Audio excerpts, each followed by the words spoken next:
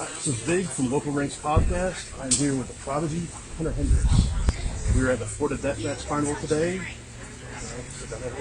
Yeah, absolutely. So, first question's got to be, what's got you into wrestling? Honestly, what got me into wrestling was I was about 7 to 9 years old, and my grandfather, it's a very cliche story, but my grandfather was, flipping through the channels, and I was sitting, hanging out with him, and he flipped the TV, and Sci-Fi Network was on, and, back in the day, Sci-Fi Network used to run Friday Night SmackDown every Friday, and sure enough, one episode turned into Monday Night Raw, more Friday Night SmackDowns, then it adapted into getting all the video games and everything, like the SmackDown vs. Raw video games. Literally, I have SmackDown vs. Raw 2006 all the way up to like 2K25 and all that shit. So I'm a big diehard wrestling fan, and sure enough, it came to a time where I was like 12, 13. I was like, you know what?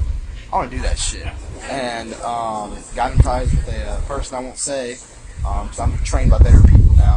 But I honestly started training at 13, and I haven't stopped since then, man. 13? Yeah. Most places don't take you into minimum. Absolutely. I just got lucky they gave me a shot. Now, I did break my arm when I was 14 doing some stupid shit, and my mom had to eventually sign a waiver saying it was okay. And then I reffed for like 3 years after that, and I was like, you know what, I'm reffing and everything like that, and I'm a good ref, but I'm here because I want to be in the ring, not just as a ref, but I want to actually, do the damn thing.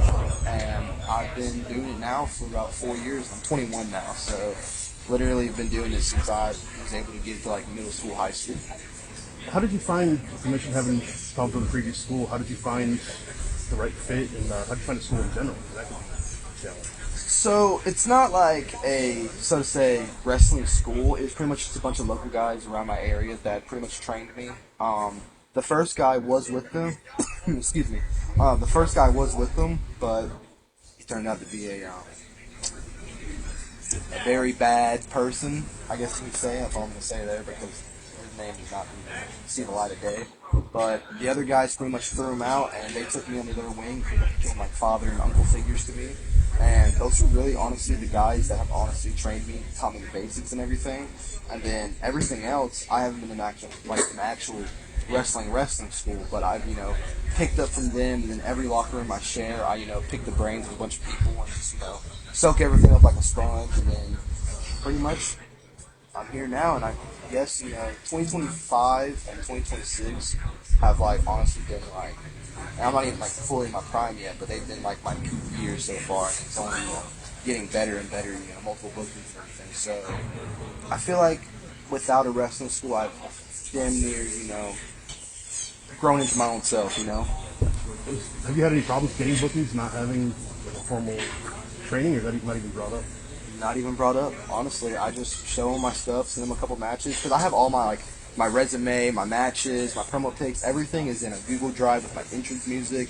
They ask for something, I just send them the whole Google Drive, and they can go from there and pretty much find anything they want. They can read my resume if they want. And I have a lot of good people and ties with me that I can talk to. Hey, need somebody extra? And they're like, yeah, just come on, and probably happens. So honestly, I have no problem getting bookings or not staying booked up at all, for real. Cool. I never knew there was a passes out there. I'm just a fan. I know nothing about how this works. Yeah, absolutely. No, you'll be honestly surprised. Like some of the greats that wrestle fucking the big indie shows and even WWE sometimes or AEW.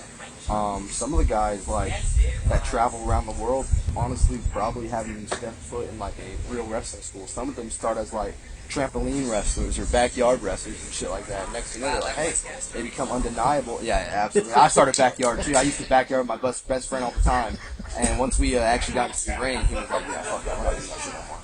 But, no, it's actually, honestly surprising how many people can actually get by not going to a wrestling. If I can honestly make it big and, go way even, further than what I'm doing at right now without a wrestling school, I would love to absolutely do that. So we're at the Deathmatch Carnival. For those that don't know at home, what is that? It's a what the fuck am I doing here kind of thing. But nah, Deathmatch, man. Pretty much, it's literally what it says in the video. And pretty much, I've never been a part of a deathmatch ever in my life. and it's always been a bucket list. I'm watching death matches all over the place, and when I got in ties with a person that could honestly get me here, I honestly wasn't even like the first option to go against who I'm going against. It was actually somebody else, but said person couldn't make it, and they're like, hey, there's nobody else that this particular person will do this with. Well, why don't you give it a shot? And I was like, you know what? Why not? I'm a traditional wrestler. I'm a traditional in-the-ring, ground, technical wrestler. And literally when the first post got put on the Facebook for the Florida Carnival Deathmatch, people were like, hey, I'm not a fan of this. Like, what are you doing? And, like, many people were like, Hunter, what the fuck are you doing? And I'm like, I'm crossing a bucket list option off of what it looks like. And then I get here, and I look at my opponent, and I'm like... Of course you're playing that! And I'm like, what the fuck am I doing? But then, you know, I'm excited though. This is honestly been one of the bucket lists. And are you going to be deathmatch related, or is it going to be just hardcore match? It's along the lines. It's along the lines, absolutely. Because there's also the hardcore side of things. Yeah, too, yeah. Because that's what they did last year with Zach Monstar and his partner versus I forgot the other guys. Right. It's going to be interesting. It's going to be along the lines of deathmatch. But at the end of the day, I'm crossing the bucket list off, and I'm looking around, you know, there's great people here either way. So, it's a bucket list, and honestly, at the end of the day, I just say I did it. So, why not? Early on in my career, 4-year in, you know, I'm already doing a deathmatch. Let it ride. Fuck it. It's there. So, what is the mentality versus, like, I'm going to go in here and have a normal match versus, like, I'm probably going to bleed tonight. No. Actually, scratch that. I didn't come to, like, so I said this, like, about 2 weeks ago, and I'm stand by it. I'm not, man, listen, I'm going to tap into the Prodigy real fast. I didn't come here to fucking bleed. I didn't come here to use weapons. I came here to fucking wrestle, because that's what people lack of the most around here, and I'm going to wrestle. So, I made it very clear in my promo that not a singular object is touching this beautiful face of mine. So, absolutely, I'm going to do what most people aren't going to be doing tonight. I'm going to wrestle. And if you don't like it, you can, suck my dick from the back, honestly. That doesn't stop your opponent from, I'll figure that out, alright? I'll figure out how to get him, alright? He can fuck all the way off. It should make for an interesting match, though. Absolutely. Two different styles colliding. Absolutely. And, you know, matter of fact, I'll just say his name. It's Bodie O'Hara. Bodie O'Hara, you know, he's been, you know, we actually came up together, actually. You know, pretty much we, right when he was like about a year and a half, 2 year in, I was about pretty much my 2 year into fully traveling and wrestling and booking and everything. You know, we've rode in cars together, we've traveled together, so we're not very unfamiliar with each other at all. But you know, like you said, this is his baby.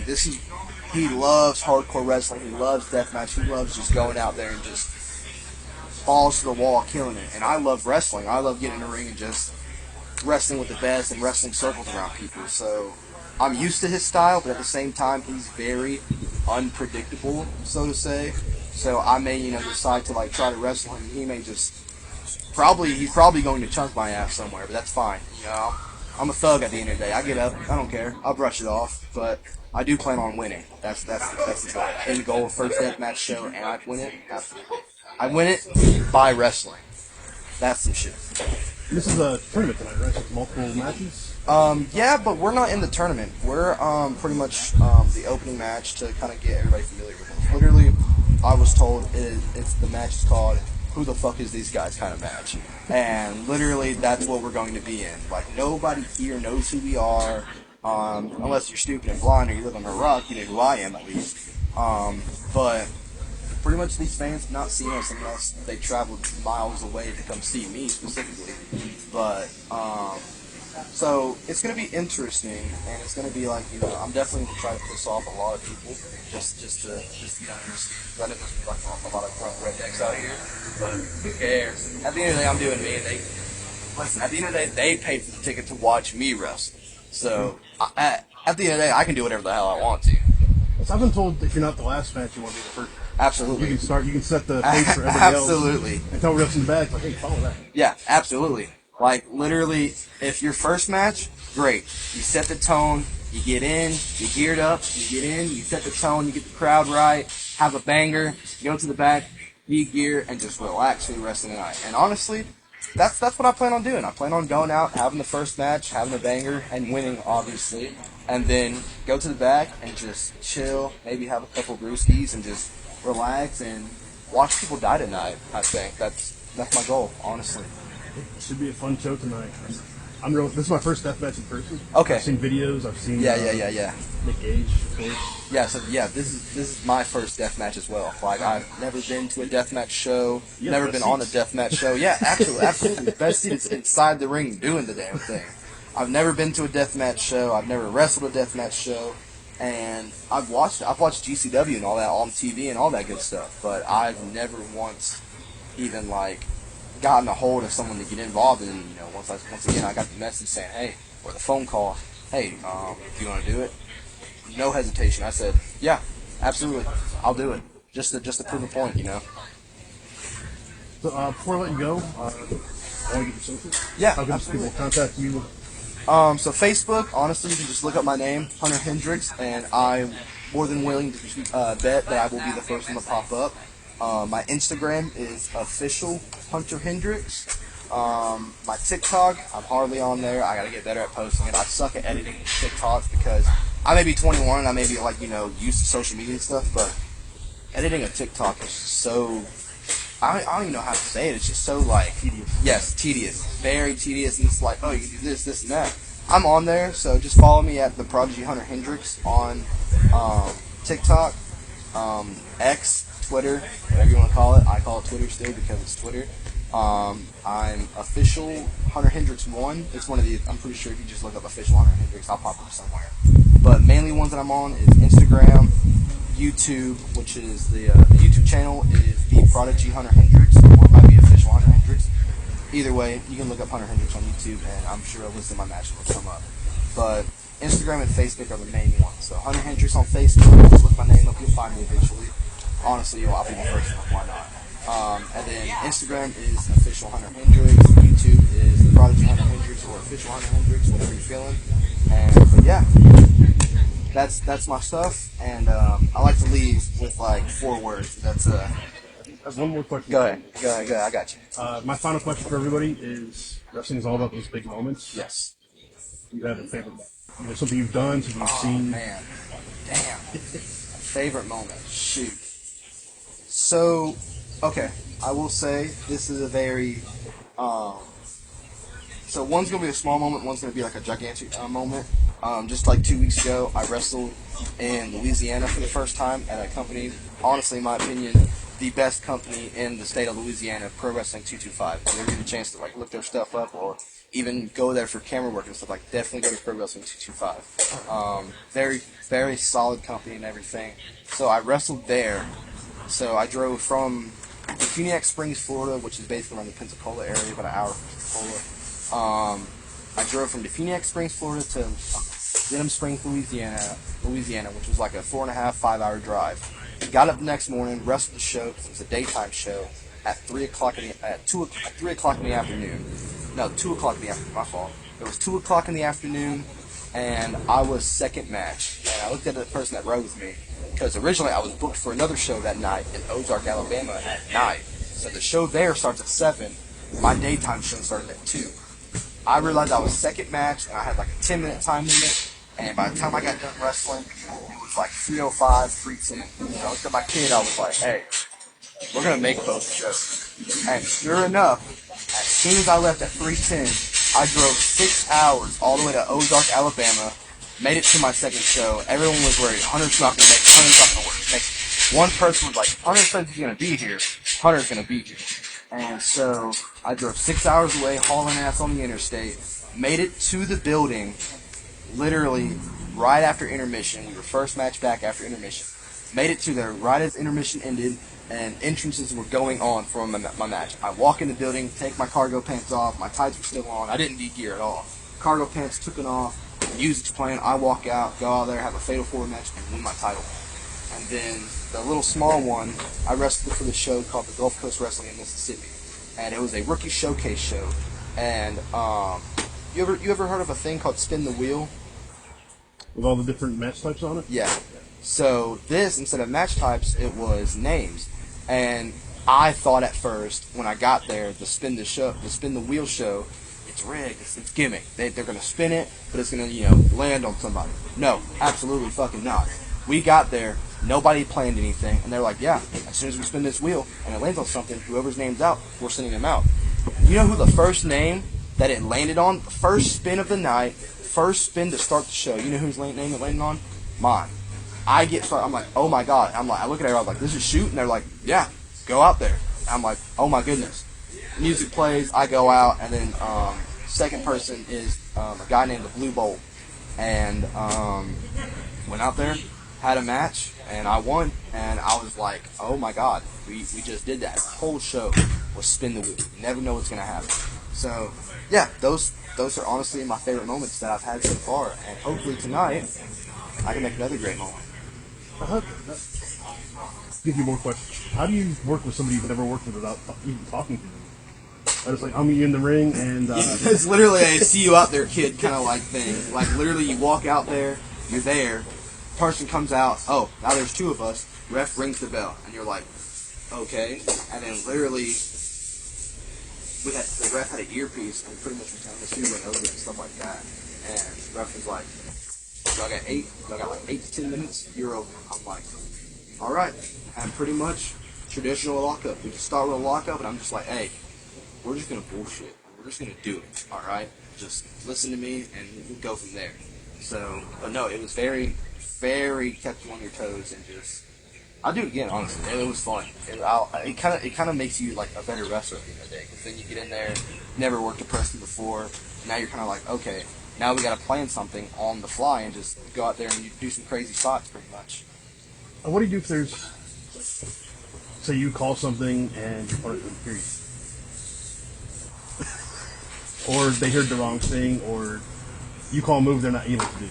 Like, apparently Owen Hart was famous for that. Yeah. I guess we just you either hook that rope and don't go, or you just send it. And honestly, that's the very loving part of this sport, is that you have to think on the fly. And mind you, this ain't like the movies or like anything like professional football or anything like that. This is like very live, very on the fly. Yeah, you go out the curtain and slide. You're there. If you mess up, they'll let you know. So honestly, if they don't want to go with one thing, that's where you just like, all right, well, I'm just going to beat the crap out of you until, because I was the heel. I'm always the heel if I can control it. You just beat the crap out of you until you're like, hey, you do something now. And we go from there. The thing that blows my mind about wrestling is, like, they say football's a game of inches. Yeah. Wrestling's a game of inches. Yeah. And it's not a first down or a touchdown. It's like if you over-rotate or under-rotate, yep, you might not get to walk home there. Yep, exactly. Like, that's the crazy part about it, is, like, we don't get no timeouts. We don't get no water break. We don't get no, oh, it's first quarter. Okay, we'll go to second quarter with a 30-second break. Or it's halftime. That's genuinely intermission, but intermission is literally, like, not even in the matches. That's like after the final match, the first half of the show. Then we go away for 15 minutes and we're back to it. So there's no breaks, and like you said, literally, I just started diving through the top rope for the first time. The first time I did it, like, in Fort Walton about almost a month ago, I pretty much was like, the guy was like, hey, can you go, we'll battle at the top, I'm going to hook you for like a superplex, and then you just dive off. And I was like, okay, well, I'm not going to not do it, so I'm just going to do it my own way. And I started doing diving clothesline, and since then I've started using the diving clothesline every match I've done. And honestly, I've gotten out of that show where I don't dive anymore, so I can 100% hurt myself at any time. Like, if I bump wrong, or if I like don't tuck at the right moment, or if I land forward wrong, like something snaps, it's very like cautious, very vicious, like you said. So anything can happen at any given moment, but I'm just lucky that nothing has happened. In my opinion, it's probably the biggest team sport. Yeah, absolutely. Without being on a team. Yeah, absolutely. And it's not even just like, not even just like the two people in the ring. There's three people in the ring: the ref, you, and your opponent.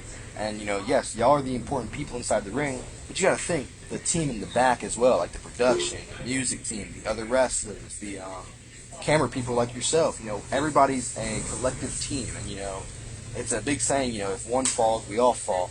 And honestly, when it comes to wrestling production-wise, that honestly is true. If one falls, then we all fall. But at the same time, the beauty of it is if the two people in the ring messed up, then okay, we get that out the way.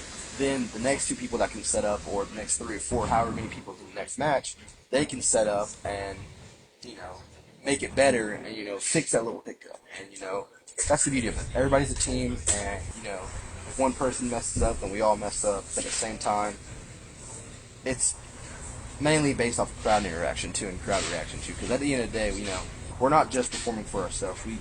We got paid people here. We got paid poor, slobby rednecks that paid to be here, unfortunately, but they're putting money in our pockets at the same time. So we got to put on a show regardless, Probably take that around, but I want to give you the last word. Alrighty, so I like to end my interviews, my promos, with 4 words every single time. I never fail to hit this part. So thank you for having me as well. And all Prodigy, no apology. Thank you.